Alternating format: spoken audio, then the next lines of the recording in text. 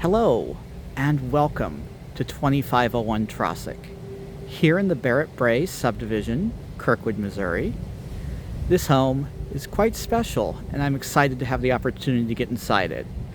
From the front, it looks very much like a 1958 mid-century ranch, which it is. And you can see we're in a subdivision of quite similar homes. This subdivision, however, is interesting because it's now designated a historic subdivision. It was built by Fisher and Frichtel, who also built Frostwood, where the video that I did on Buckthorn is located, and also the Carrollton subdivision. May it rest in peace. Carrollton obviously was torn down when the railroad decided to extend its new runway through it just in time for TWA to go belly up and the runway not to be needed. Coming around to the front of the house, we have a front porch which is a little bit more traditional than what we saw in Buckthorn, where things were quite avant-garde. This blends much more of a, I'd say Fisher and Frichtel by this time had been developing and trying to figure out what people want, whereas that may have been a little more experimental. In Barrett Bray, they're now at the point of knowing what the public wants and trying to give them that while still giving them a sense of high design.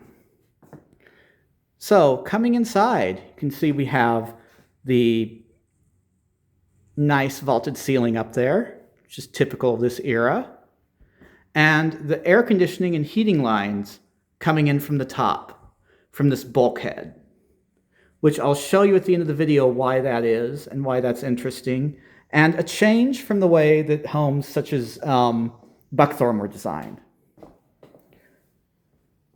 So we come inside. We walk into the dining room, and straight ahead, one of the things that we see in this room are these wonderful uplighters, which are one of my favorite design elements of this era. These uplighters, if you remember from the video at Sunswept, which we will have available to play as well as the Buckthorn video after this, are another typical feature of this era of house. I love how this one too, like the one on some Sunswept over the kitchen, is almost like a little bridge. So it's over the peninsula. Obviously, nice modern cabinets look great in a house of this era. I love how this era of house can blend modern and even, a little bit more cutting edge styling from this era with the original design and still look like it's supposed to be there. You can see here, and that also allows you to have downlighting right over your worktop, so it's practical as well as quite cool.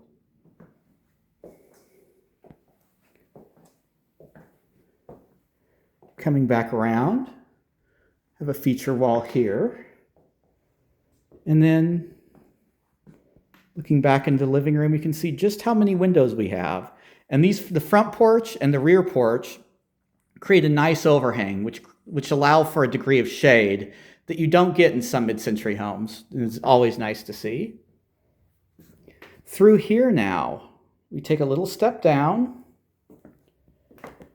and we enter what is either a family room or a study or a den.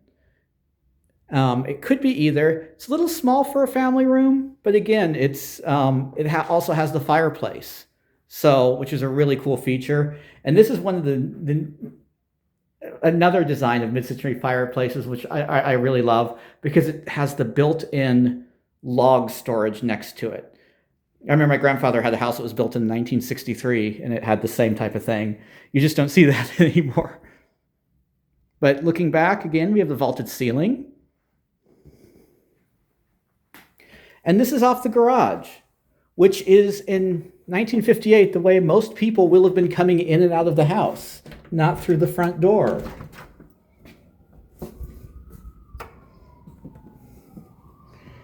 In the garage here,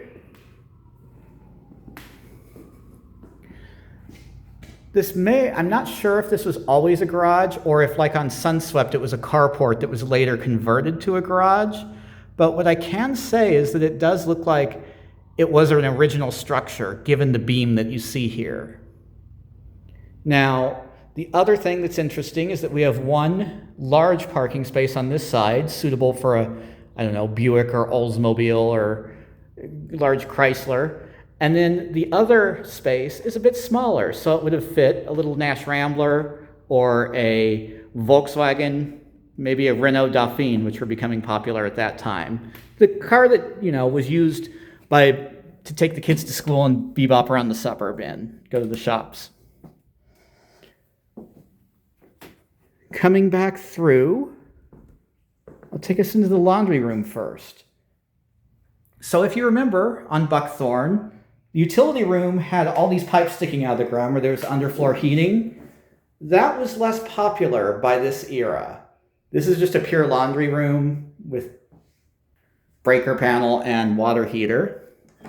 But I would like to point out this little window here, because these are kind of cool. It's called a jalousie window, which means jealousy window. Because as you turn this knob, you can kind of open the window just a peek so you can let people in, look what's going on outside without them seeing in at you. Allegedly, it's clear glass, so they would have oftentimes been built with frosted glass, making that more of an accurate statement than it is when the glass is clear and your neighbors can see you as well as you can see them. So we have a nice screen porch here,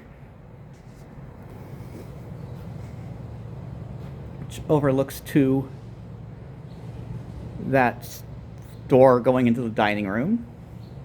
Here I want to point something out. So if you look this way, we see that this is the back side of the family room. I'm going to zoom in a little bit or adjust the color here so you can see this hidden secret or Easter egg. This would have been a door which went to that room, it looks like. You can see how it's framed out as though someone meant that to be a door there at one time. I'd love to have the original floor plan as to how that was laid out. It probably didn't meet current living lifestyle needs, so it was abandoned and made into a wall, which is probably more functional in a room that size, not to have a door in the way.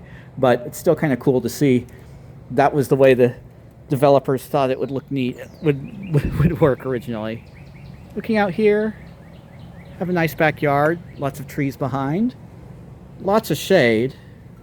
It's a really bright, sunny, sticky, yucky Missouri day, which is unusual. We haven't really had many of those this summer, but it's nice to see all the shade with that. You can imagine how nice that will be when it actually does get up to the upper 90s, triple digits. Coming back through, from this angle, we can get a better view of the entryway here. Get another feature wall.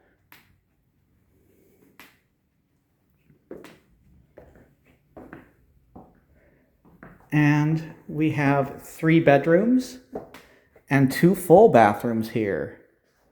So coming into this bathroom, you can see we have a much more typical style with a full bathtub. And again, regular vanity and toilet. If you compare that to Buckthorn, where they made the main bathroom into a shower room, I believe it was probably felt that that was not what the general public wanted. So Fisher and Frictal kind of changed and tweaked their design to give people what they want. Have one bedroom here.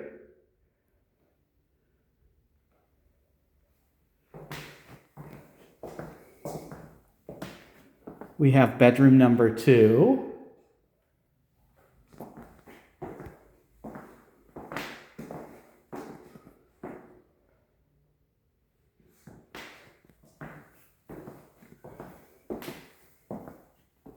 And then we have what I like to call the mortgage payers suite.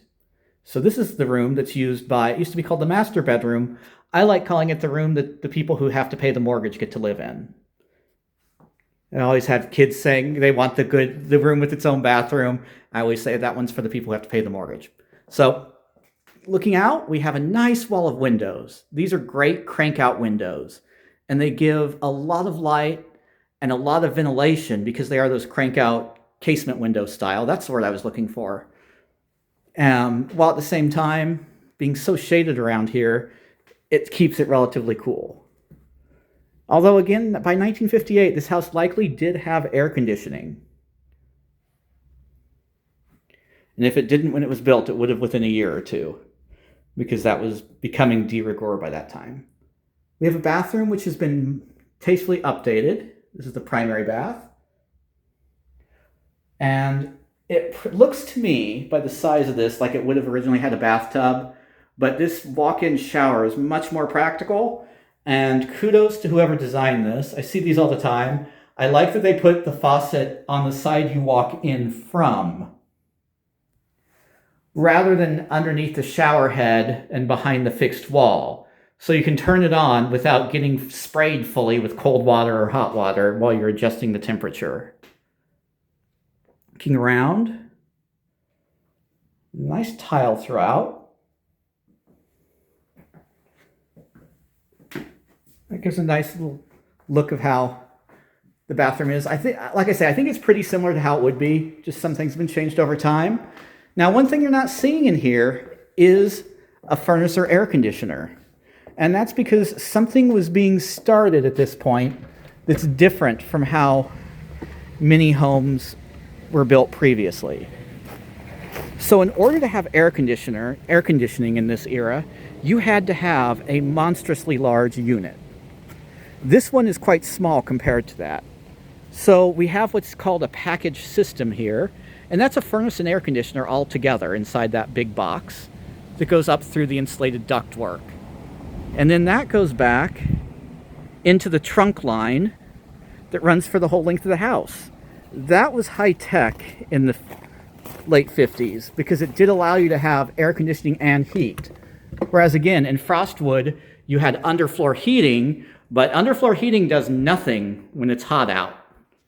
Whereas this allows you to have air conditioning in your modern home.